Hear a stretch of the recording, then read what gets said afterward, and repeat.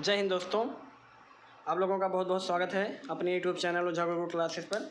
आ जाइए हम लोग पढ़ना शुरू करते हैं। श्वसन तंत्र मैंने आपको पाचन तंत्र पढ़ा दिया था, अब श्वसन तंत्र आप लोग पढ़ेंगे। ठीक है, श्वसन का मतलब होता है सांस लेना। ठीक है, सांस लेना, इसके बारे में आप लोग समझ लीजिए कि सांस लेना मतलब जो सांस लेते हैं इसके बारे में पूरी पढ़ना कि सांस लेते हैं, सांस लेने से क्या होता है, सांस छोड़ते हैं कौन कौन अंग काम आता है। ठीक है, जैसे इसमें कौन कौन सा अंग काम आता है, कौन कौन सी गैसें काम में आती हैं, जैसे हम सांस में क्या लेते हैं क्या छोड़ते हैं।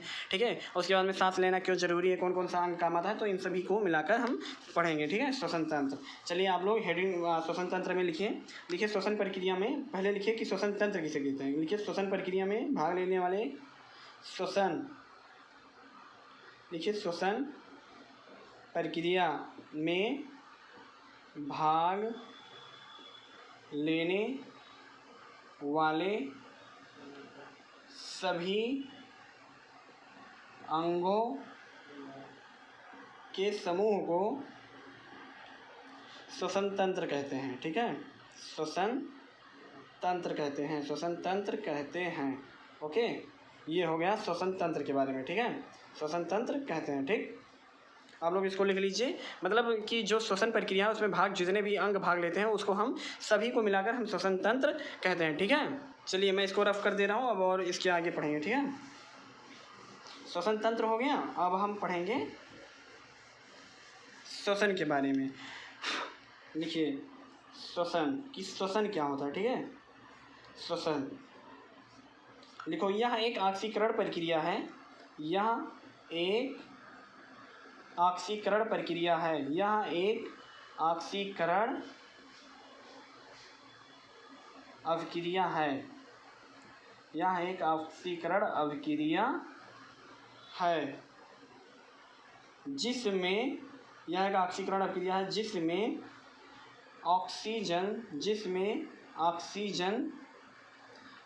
ऑक्सीजन ग्लूकोज को तोड़ देता है। ठीक है, ग्लूकोज को तोड़ देता है, ग्लूकोज को तोड़ देता है जिससे ऊर्जा और लिखिए ऊर्जा और कार्बन डाइऑक्साइड गैस CO2, इसको कहते हैं कार्बन डाइऑक्साइड गैस CO2। इसको कहते हैं, क्या कहते हैं, कार्बन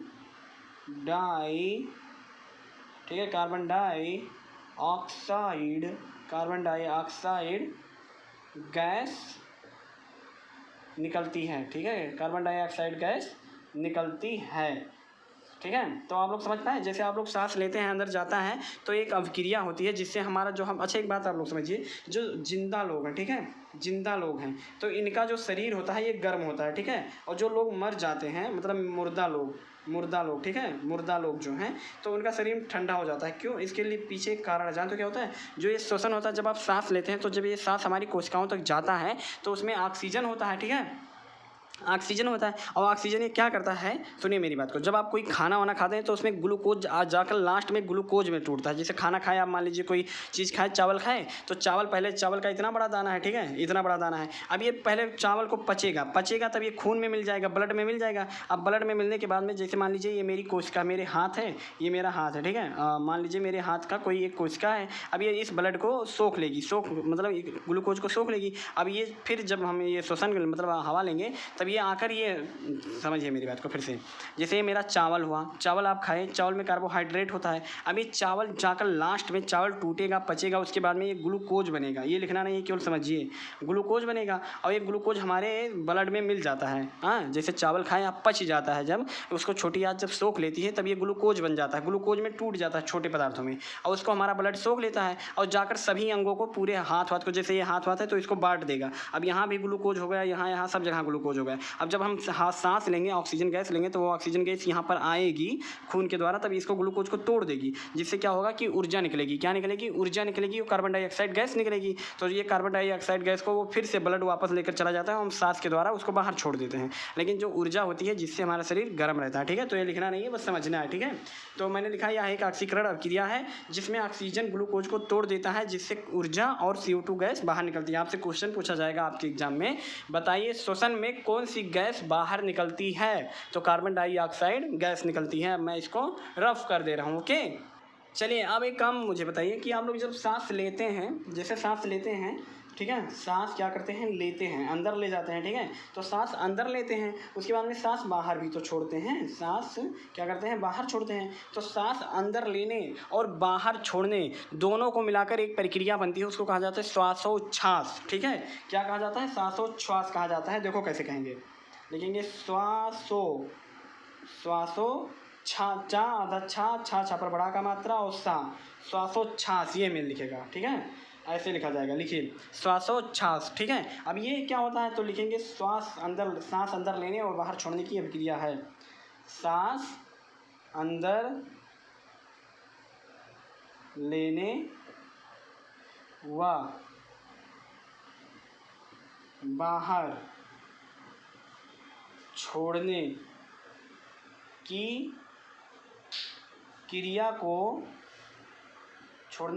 को श्वासोच्छ्वास कहते हैं। क्या कहते हैं, श्वासोच्छ्वास कहते हैं। ठीक है, श्वासोच्छ्वास कहते हैं। ठीक है, कहते हैं। और इसको इंग्लिश में जानते हो क्या कहा जाता है, चाहो तो ब्रैकेट में लिख सकते हो, ब्रीदिंग एक्सरसाइज भी होता है, अनुलोम विलोम जो कराते हैं ना रामदेव, तो इसको ब्रीदिंग कहा जाता है, श्वासोच्छ्वास कहते हैं। अब इसमें एक पॉइंट बनाकर लिखिए ऑक्सीजन, लिखिए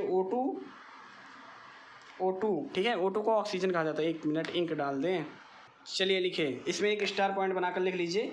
लिखिए O2 का मतलब होता है ऑक्सीजन। क्या होता है, ऑक्सीजन। लिखिए ऑक्सीजन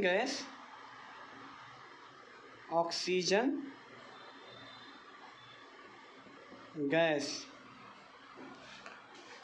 सांस के द्वारा अंदर लिया जाता है। सांस के द्वारा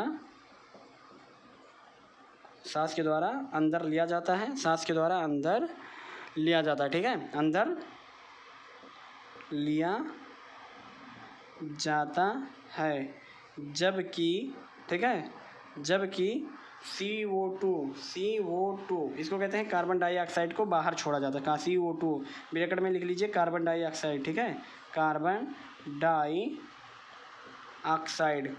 डाइऑक्साइड को बाहर छोड़ा जाता है। कार्बन डाइऑक्साइड को बाहर छोड़ा जाता है। ठीक है, बाहर छोड़ा जाता है। ओके, बाहर छोड़ा जाता है।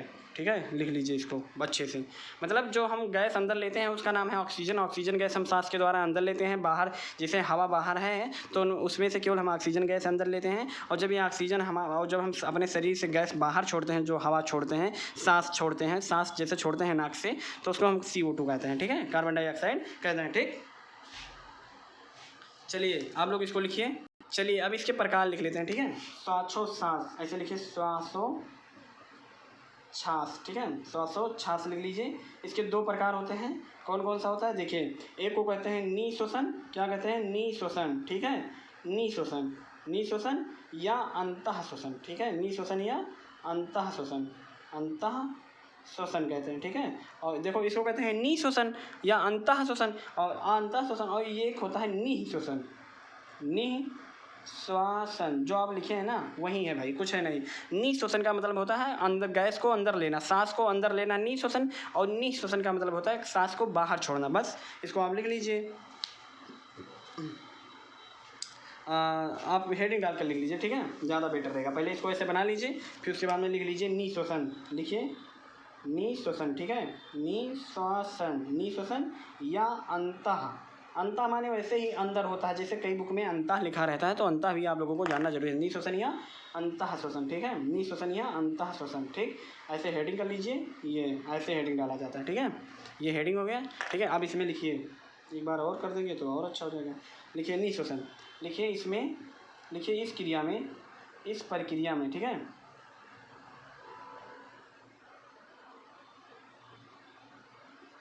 इस प्रक्रिया में सांस अंदर लिया जाता है। सांस अंदर लिया जाता है। इसमें एक मिनट इसको रफ कर दे रहा हूँ। ठीक है, इसको मत लिखिए, ऐसे लिखिए। इस प्रक्रिया में ऑक्सीजन गैस अंदर लिया जाता है। इस प्रक्रिया में, ऐसे लिखिए ज़्यादा बेटर रहेगा। इस प्रक्रिया में इस प्रक्रिया में ऑक्सीजन गैस ऐसे ज़्यादा बेटर रहेगा, है ना। ऑक्सीजन गैस अंदर लिया जाता है, गैस अंदर लिया जाता है, अंदर लिया जाता है, ठीक है, अंदर लिया जाता है, लिया जाता है, ठीक है। ये हो गया निःश्वसन। अब नीचे लिख लीजिए निःश्वसन, ठीक है, या ऐसे ऐसे लिखेंगे निःश्वासन, ठीक है, निःश्वसन,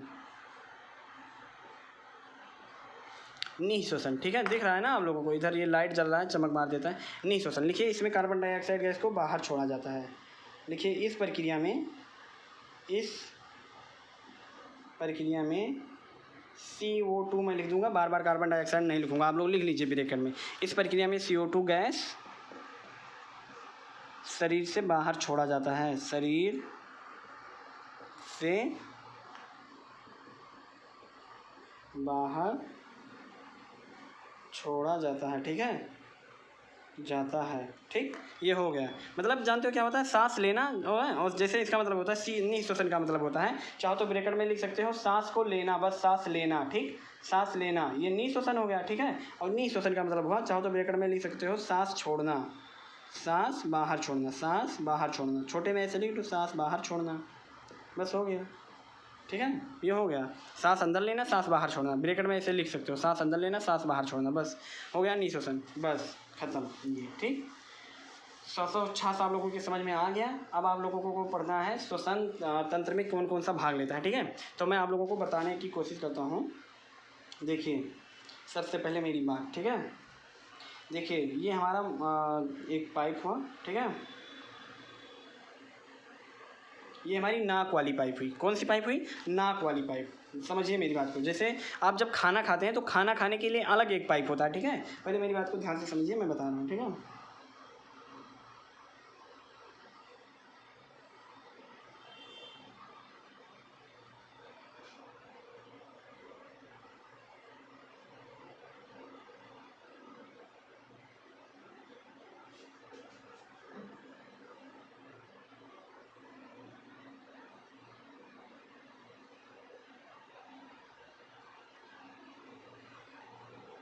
ये देखिए, ये आपका फेफड़ा हो गया, ठीक है। एक फेफड़ा ये हो गया, ये तो दिख ही नहीं रहा भाई, फिर से बना दे रहा हूँ, ओके, रुकिए। चलिए देखिए कैसे बनाते हैं। देखिए ऐसे आप लेकर आएंगे, ठीक है, इसको ये, ठीक, ये ऐसे करेंगे, ठीक है। उसके बाद में देखिए क्या करेंगे, एक मिनट, एक ये ऐसे करेंगे, ठीक है। उसके बाद में यूँ ऐसे करेंगे, उसके बाद में इसको ऐसे ऊपर ले जाएंगे, ठीक है। उसके बाद में इसको ऐसे जोड़ देंगे। ये थोड़ा कुछ ज़्यादा ही गोल हो गया, ठीक भाई, वाइट बोर्ड ज़्यादा बड़ा तो है नहीं, बस हो गया, आप लोग समझ जाइए, ठीक है।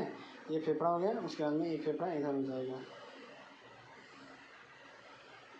ऐसे फेफड़ा होता है, ठीक है। दो फेफड़ा होता है, एक दायां फेफड़ा, एक बायां फेफड़ा। इसको कहते हैं दायां फेफड़ा, इसको कहेंगे बायां फेफड़ा। क्या कहेंगे? इसको कहेंगे बायां फेफड़ा, ठीक है, बायां फेफड़ा, ठीक है। इसको बायां फेफड़ा कहेंगे, और इसको कहेंगे दायां फेफड़ा, ठीक है, दायां फेफड़ा, ठीक है। दायां फेफड़ा, जो हमारा दायां फेफड़ा होता है ये बड़ा होता है, ठीक है, ये बड़ा होता है। और जो ये बायां फेफड़ा होता है ये थोड़ा छोटा होता है, ठीक है। ये आप लोग ऐसे ही लिख लीजिए, ठीक, बायां फेफड़ा दायां फेफड़ा, ठीक है। अब मेरी बात को ध्यान से समझिए, ये एक पाइप आई होती है, इसमें केवल हवा आता है, ठीक है। ये पाइप आने के बाद में यहाँ दो भागों में बढ़ जाती है, एक पाइप इधर चली जाती है, ठीक है, दोनों फेफड़े से कनेक्ट हो जाती है ये पाइप, ठीक है, ये, ठीक है। समझ रहे हैं मेरी बात को ध्यान से? दो फेफड़ा होगा, एक बायां फेफड़ा, एक दायां फेफड़ा। दायां फेफड़ा बड़ा होता है, बायां फेफड़ा छोटा होता है। क्यों? क्योंकि इस फेफड़े में, बाएं फेफड़े की तरफ में हृदय या दिल होता है, जिसके कारण ये दबा रहता है, इसलिए छोटा होता है, और बायां फेफड़ा हमारा थोड़ा बड़ा होता है। अब मेरी बात को ध्यान से समझिए, इसमें समझने वाली बात ये है कि ये जो है ये श्वास नली, इसी में एक इधर मुंह जुड़ा होता है। जैसे मेरी बात को ध्यान से समझिए, मैं बता रहा हूँ। जैसे ये देखिए, ये ऐसे हो गया, ठीक है, ऐसे मान लीजिए ये नाक का हो गया, नाक का ऐसे, और यहीं पर ऐसे मुंह जुड़ा रहता है, ठीक है, ऐसे ये मुख जुड़ा रहता है। मान लीजिए मुख की पाइप जुड़ी हुई है, दोनों तो जुड़ा रहता है, नाक और मुख दोनों जुड़ा रहता है, ठीक है। अब जानते हो क्या होता है, यहाँ पर जैसे यहाँ तक तो सब जुड़ा रहता है, लेकिन यहाँ के बाद में जो भोजन वाली पाइप, मैंने आपको ग्रास नली बताया था। देखिए पहले ये देखो, पहले तो ये नाक हो गया, इसको हम कहेंगे नाक को।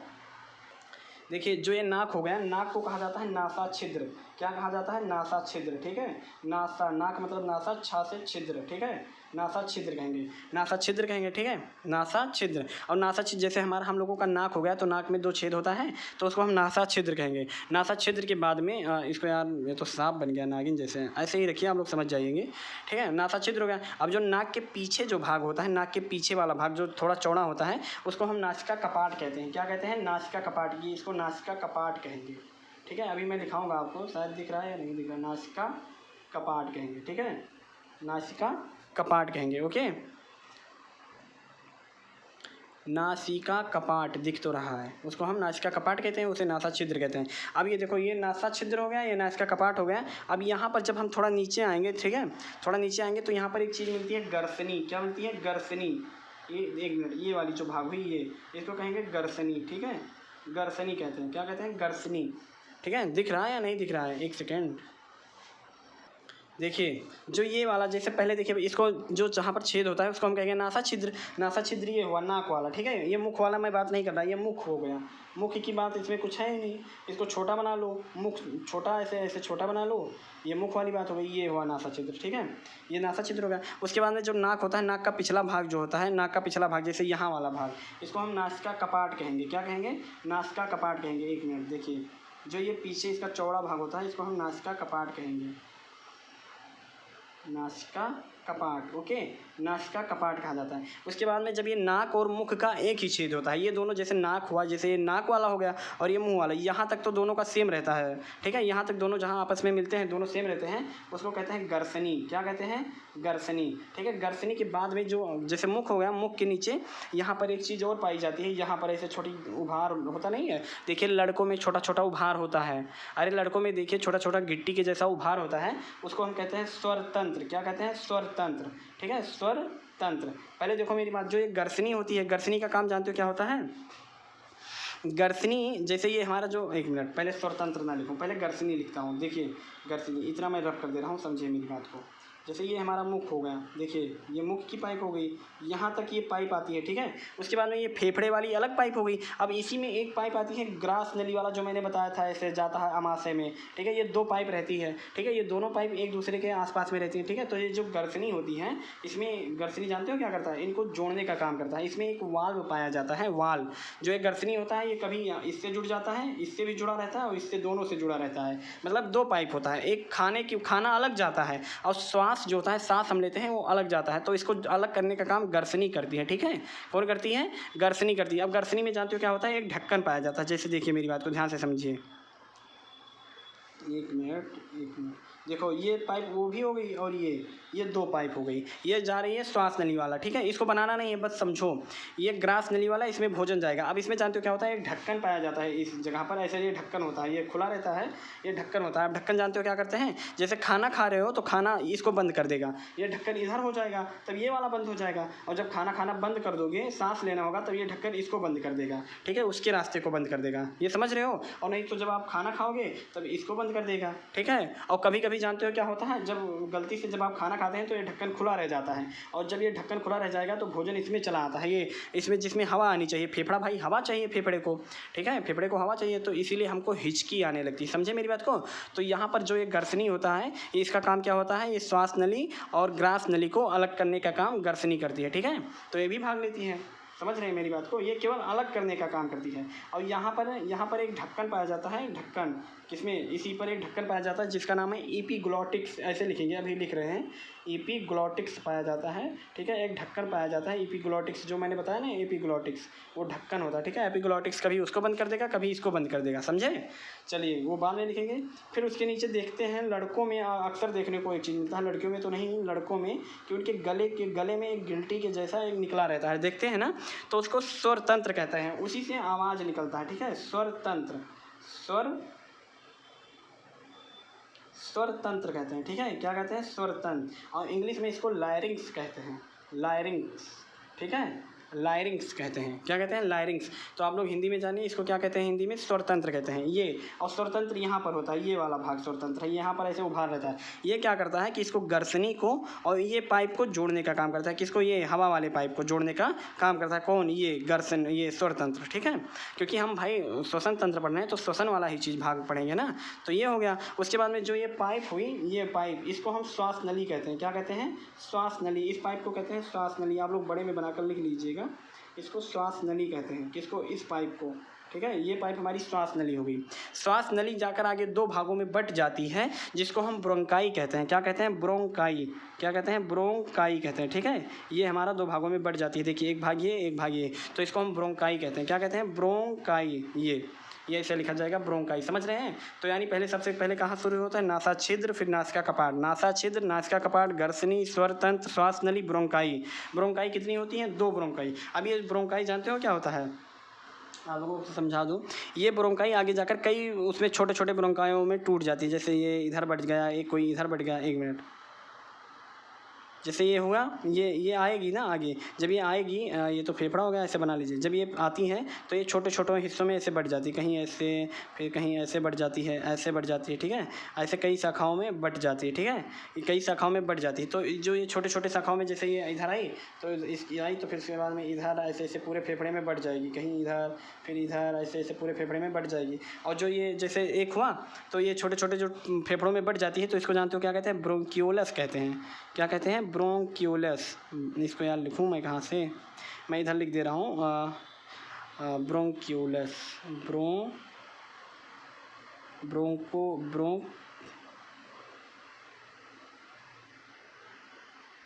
देखिए, ब्रोंक, ठीक है, ब्रोंक योलस। ओके, ब्रोंकियोलस ऐसे लिख लीजिए, ब्रोंकियोलस या ब्रोंकियोलस। ठीक है, ब्रोंकियोलस में ये छोटे छोटे बढ़ जाती हैं। ठीक है, जैसे ये हो गया तो ये छोटे छोटे में बढ़ जाएगी, ये ऐसे निशान करके ब्रोंकियोलस। और इन ब्रोंकियोलस पे यहाँ ऐसे छोटे छोटे गुब्बारे जैसे ऐसे लगे रहते हैं। ठीक है, ये ऐसे ऐसे छोटे छोटे लगे रहते हैं, यही फूलते हैं। ये छोटे छोटे ऐसे ऐसे लगे रहते हैं। ठीक है, ये ऐसे ऐसे करके लगे रहते हैं, ये फूलते रहते हैं। ठीक है, तो ये फूलते रहते हैं, इसी को कहा जाता है वायु कोष्ठक। वायु कोष्ठक कोरोना में जानते हो यही बंद हो जाता था, वायु कोष्ठक ही बंद हो जाता है, वायु कोष्ठक में ही गैस आकर भर जाती है लास्ट में। तो आप लोग समझे नहीं समझे? पूरा फेफड़ा आप लोगों को समझा दिया। इधर भी यही कंडीशन होता है, तो लेकिन मैं एक ही बनाऊंगा। सबसे पहले आपको याद करना है नासा छिद्र, नासिका कपाट, गर्सनी, स्वर तंत्र, श्वास नली, ब्रोंकाई, ब्रोंकियोलस, वायु कोष्ठक, इतना याद करना है। उसके बाद में फेफड़ा। ठीक है, तो अब मैं इसको आप लोग बना लीजिए, पहले बना लीजिए तब बताएं, बना लीजिएगा। ठीक है, अब मैं इसको रफ कर दे रहा हूँ।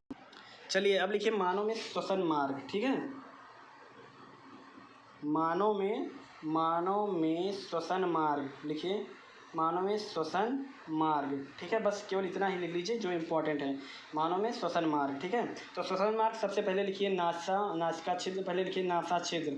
सबसे पहले क्या होता है? नासा छिद्र। पहले हवा कहाँ जाएगी? नासा छिद्र, नाक में जाएगी। नाक के बाद किस में जाएगी? नासिका कपाट में जाएगी। नासिका कपाट में जाएगी, नासिका कपाट, ये नाक का पीछे वाला भाग होता है जो चौड़ा होता है। ठीक है, नासिका कपाट में जाएगी। पहले कहाँ जाएगी? नासा छिद्र, नासिका कपाट, फिर उसके बाद में जाएगी गर्सनी। किस में जाएगी? गर्सनी में जाएगी। ठीक है, फिर कहाँ जाएगी? गर्सनी में जाएगी। समझ रहे हैं मेरी बात को? पहले नासा छिद्र के बाद में नासिका कपाट, फिर गर्सनी में जाएगी। ऐसे ना लिखूँ, 1 मिनट, मैं इधर लिख दूँगा तो छोट पड़ेगा कि हाँ इधर से लिख देता हूँ। नहीं ठीक है, हाँ चलो 1 मिनट। नासा छिद्र, नासिका कपाट, गर्सनी। ठीक है, गर्सनी के बाद में यहाँ कहाँ जाती है? देखो, पहले गई नासा छिद्र, नासिका कपाट, गर्सनी। गर्सनी के बाद में जाएगी स्वर तंत्र। कहाँ जाती है? स्वर तंत्र। ठीक है, आप लोग भी ऐसे बना लीजिए जैसे मैं बनाऊँ। स्वर तंत्र, स्वर तंत्र के बाद में ये तीर का मतलब हुआ कि स्वर तंत्र के बाद अभी मतलब कहाँ पर जाएगी? जैसे नासा छिद्र के बाद में नासिका कपाट, फिर गर्सनी, फिर स्वर तंत्र। अब स्वर तंत्र के बाद में कहाँ जाती है? तो स्वर तंत्र के बाद में जाती है श्वास नली। कहाँ जाती है? श्वास नली में जाती है। ठीक है, श्वास नली में जाती है। ठीक, ये हो गया। अब श्वास नली के बाद में कहाँ जाती है? अच्छा, ऐसे आप लोगों को समझ में आ रहा है? ना समझ में ऐसे ना समझ में आ रहा हो तो ये पहले आप लिख लीजिए मानव श्वसन मार्ग। और श्वसन मार्ग में हेडिंग के नीचे आप लोग लिखिए, पहले सबसे पहले ऐसे लिखिए नासा छिद्र। लिखिए, 1 मिनट, लिखिए नासा छिद्र। ठीक है, नासा छिद्र। ठीक है, छोटे में लिख जाएगा, आपको डायरेक्ट याद होगा नासा छिद्र। फिर उसके बाद में लिखिए नासिका कपाट, नासा छिद्र, नासिका कपाट। ठीक है, नासा छिद्र, नासिका कपाट। ठीक है, नासा छिद्र हो गया। अरे यार कैसे लिख जाता है?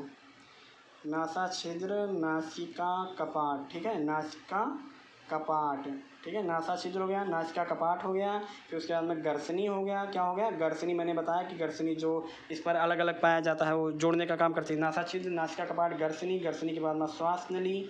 श्वास नली अभी मैंने आपको बताया ना, श्वास नली। श्वास नली जैसे एक होता था ग्रास नली, ग्रास नली खाने के लिए, श्वास नली कैसे लिख गया ये, श्वास नली, ठीक है।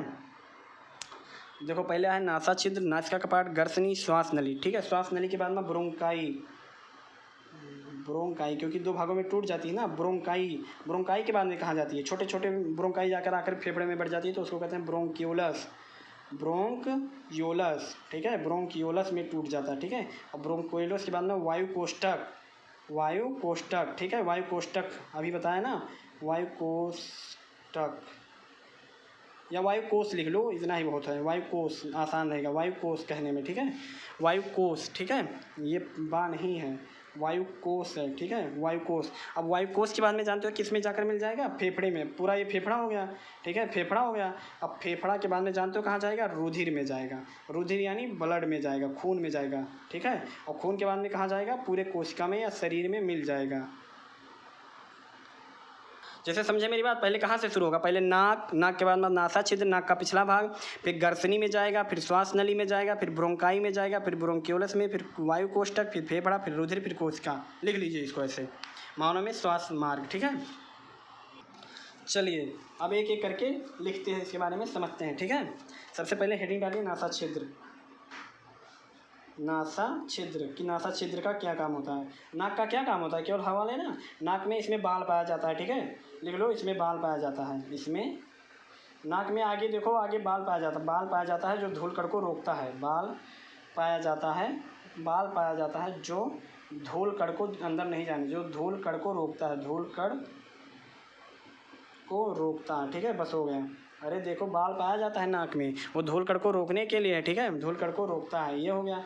फिर उसके बाद में लिखो नासिका, नासिका, नासिका कपाट। नाक का बात ही हो रहा है, नाक का कपाट, नासिका कपाट, ठीक है। ये पिछला भाग होता है, नाक का पिछला भाग होता है, लिख लो, नाक का पिछला भाग होता है, नाक का पिछला भाग होता है, भाग होता है, ठीक है, भाग होता है, ठीक है। और जानते हो इसमें एक चिपचिपा पदार्थ पाया जाता है जिसको म्यूकस कहते हैं। लिखो इसमें म्यूकस नामक, जानते हो म्यूकस एक पदार्थ पाया जाता है जो चिपचिपा होता है। जब ये ज़्यादा पतला हो जाता है तब नाक जो बहता नहीं है, नाक, नाक, ठीक है, ये नाक हो गया। देखिए एक म्यूकस पदार्थ होता है, क्या नाम होता है? म्यूकस। म्यूकस एक पदार्थ होता है, ठीक है, जो उसके पीछे पाया जाता है। देखिए नाक हमेशा गीला रहता है, ठीक है, तो ये म्यूकस पाया जाता है। जब ये ज़्यादा गीला हो जाएगा तो नाक बहने लगेगा, आपकी नाक बहने लगेगा। और जब ये ज़्यादा मतलब वो हो जाएगा, गाढ़ा हो जाएगा, ज़्यादा चपट जाएगा, ठीक है, तो नकटी बन जाएगा, ठीक है। तो यही चीज़ होता है म्यूकस। तो लिख लीजिए क्या हुआ? नाक का पिछला भाग होता है, इसमें म्यूकस नामक चिपचिपा पदार्थ पाया जाता है। इसमें म्यूकस नामक चिपचिपा पदार्थ पाया जाता है, चिपचिपा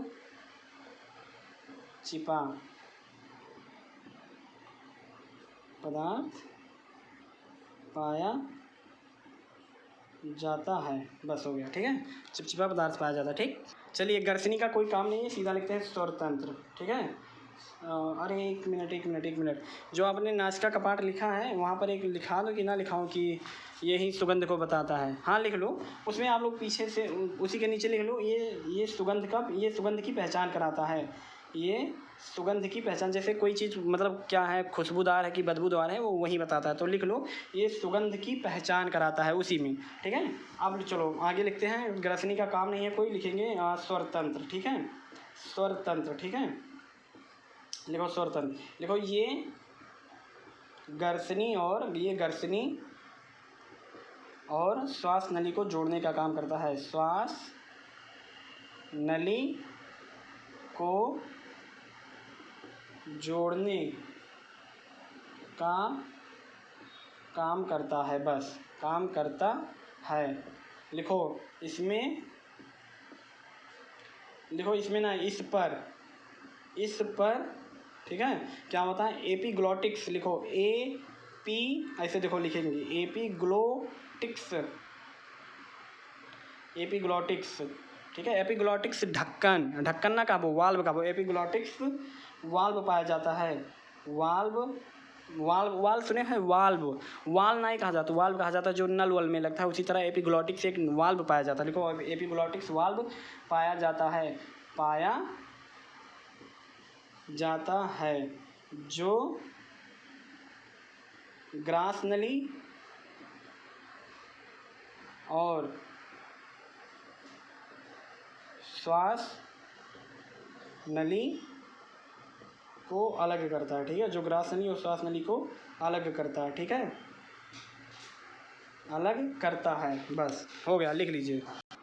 चलिए लिखिए वायु कोष्ठक, जो ज़्यादा इंपॉर्टेंट है, बवाल बवाल मत लिखिए, वायु कोष। ठीक है, फेफड़ा का अंतिम भाग ये होता है। ठीक है, ये मतलब फेफड़े में जो फूलता है, लिखिए इसमें वायु आकर भर जाती है। ठीक है, वायु आकर भर जाती है, यही फूलने का काम करता है, फूलने का काम करता है। ठीक है, मतलब जैसे जाए समझो, ये ऐसे रहा था। ठीक है, ये ऐसे ऐसे करके जब इसमें आकर भर जाती है तब ये फूल जाता है, ये फूल कर इतना बड़ा हो जाएगा। फिर जब ये जो निकल जाएगी हवा तब ये फिर पचक जाएगा। ठीक है, तो यही फूलने का काम वायु कोष्ठक ही करता है। कोरोना में यही प्रभावित होता है। अगर दमा हो जाए ना, जैसे ये एक बहुत बढ़िया बहुत सुंदर लागत है ये देखने में, ऐसे रहता है ये छोटा छोटा, जब इस पर जब आप क्या कहते हैं ठंड वंड लग जाता है तो ये ख़राब हो जाता है। ठीक है, और जब इस पर कफ जम जाता है, कफ फेफड़े में, तब दमा हो जाता है, दमा बीमारी हो जाता है जब किसी के वायु का स्टोर पर जम जाता है। ठीक है, तो ये आपको पढ़ना नहीं है, बस हो गया। अब सीधा फेफड़े के बारे में लिखेंगे और कुछ नहीं। लिखिए फेफड़ा, फेफड़ा। ठीक है, फेफड़ा जो पूछा जाएगा, लिखिए मानव श्वसन तंत्र का सबसे महत्वपूर्ण अंग है। लिखिए, लिखिए मानव श्वसन का, मानव श्वसन तंत्र का सबसे महत्वपूर्ण, ये जान जो मास्टर है पूरे श्वसन तंत्र के, अगर फेफड़े ना रही तो ससुइया कहाँ से ले वो, तो पूछा जाएगा कि श्वसन तंत्र का सबसे महत्वपूर्ण अंग कौन सा है, तो लिखिए श्वसन तंत्र का सबसे महत्वपूर्ण अंग है, श्वसन तंत्र का सबसे महत्वपूर्ण अंग है। ठीक है, सबसे महत्वपूर्ण अंग है, सबसे महत्वपूर्ण अंग है। ठीक है, लिखिए इनकी संख्या 2 होती है, पहले इनकी संख्या 2 ना होती है। लिखिए ये रक्त को शुद्ध करने का, ये रक्त, रक्त जानते हो, रक्त मतलब ब्लड, ये रक्त या ब्लड को शुद्ध करने का काम करता है, शुद्ध करने का काम करता है। ठीक है, ब्लड को शुद्ध करने का काम करता है। लिखिए इनकी संख्या 2 होती है, इनकी संख्या 2 होती है। ठीक है, होती है। दायां फेफड़ा बायां फेफड़ा लिख लो, दायां फेफड़ा और बायां फेफड़ा, दायां फेफड़ा। ठीक है, फिर उसके बाद में और बायां फेफड़ा। ठीक है, दायां फेफड़ा और बायां फेफड़ा, यहीं पर ले लो, दायां फेफड़ा और बायां फेफड़ा आप लोग लिख लीजिए। बायां फेफड़ा, लिखिए बायां फेफड़ा, लिखिए दायां फेफड़ा बड़ा होता है, दायां फेफड़ा बड़ा होता है, बड़ा होता है, और बायां फेफड़ा छोटा होता है, बायां फेफड़ा छोटा होता है। ठीक है, लिख लो छोटा होता है। पूछा जाएगा जानते हो क्या, ये क्वेश्चन पूछा जाएगा, ये और एक ये पूछा जाएगा कि मानव श्वसन तंत्र का सबसे महत्वपूर्ण अंग कौन सा है। ठीक है, तो आप लोगों को बताना रहेगा कि फेफड़ा पूछेगा, ये रक्त को फेफड़े, अच्छा ये तो भाई पक्का पूछा जाएगा बायोलॉजी से कि रक्त को शुद्ध करने का काम कौन करता है, तो फेफड़ा करता है, क्योंकि रक्त जो खून होता है वो आकर फेफड़े में हो जाता है, और फेफड़े में, अच्छा शुद्ध और अशुद्ध का मतलब आप लोग समझते हैं, मैं समझा रहा हूँ, पहले ये लिखिए। देखिए जिस खून में ऑक्सीजन होता है, ठीक है, जैसे कोई ब्लड है, जिस खून है, खून में अगर ऑक्सीजन मिला है, ऑक्सीजन मिला है, समझिए मेरी बात, जैसे आप बाहर से सांस लिए, अगर ऑक्सीजन मिला है तो ये शुद्ध है। अगर ये ही खून है और खून में अगर कार्बन डाइऑक्साइड मिला है, CO2 मिला है, तो ये खून को अशुद्ध खून कहा जाएगा। तो देखिए हम सांस लेते हैं, सांस कहाँ जाकर रुकता है, फेफड़े में जाकर रुकता है, और फेफड़े में शरीर का पूरा खून आता है और ऑक्सीजन ले लेकर अपना अपना भाग जाता है, जैसे राशन बट रहा है मानो, तो खून लेकर और सीधा सीधा भाग जाएगा। ठीक है, तो ये हुई बात। तो शुद्ध करने, रक्त को शुद्ध करने या रक्त को ऑक्सीजन देने का काम कौन करता है, फेफड़ा करता है। ठीक, ये आपसे पूछा जाएगा, आपका श्वसन तंत्र खत्म। ठीक, श्वसन तंत्र खत्म हो गया। पूछा जाएगा एपिग्लॉटिक्स क्या है, तो लिखने बताएंगे कि एपिग्लॉटिक्स एक वाल्व है जो कि श्वास नली और ग्रास नली को अलग करने का काम करता है, क्योंकि भाई दो पाइप आई है ना, जिसे मैंने आपको ये जब बनाता था मैं ये ऐसे, ठीक है, एक ये पेट वाला ये ऐसे ऐसे करके कुछ करता नहीं था, आप लोगों को पता होगा, ये पेट वाला हो गया, खाना वाला, और इसी में एक पाइप ये ऐसे आई होती है, एक ऐसे फेफड़े वाली, ठीक है, तो फेफड़े वाली दो पाइप फिर इधर इधर बढ़ जाती है और एक फेफड़ा ऐसे लगा रहता है, ठीक है, एक फेफड़ा इधर एक फेफड़ा इधर, तो दो पाइप आती है ना, लेकिन दोनों आगे जाकर मिल जाती हैं। जैसे यहाँ पर आकर देखिए मेरी बात को, जैसे एक पाइप ये गई और एक पाइप ये गई, लेकिन ये जाकर आगे ये दोनों मिल जाती है, तो इन दोनों को कोई ढक्कन चाहिए ना अलग करने वाला, तो होता है अलग करता है। ठीक है, चलिए मिलते हैं अगली क्लास में, तब तक के लिए आपका ये ख़त्म हो गया। ठीक है, जय हिंद।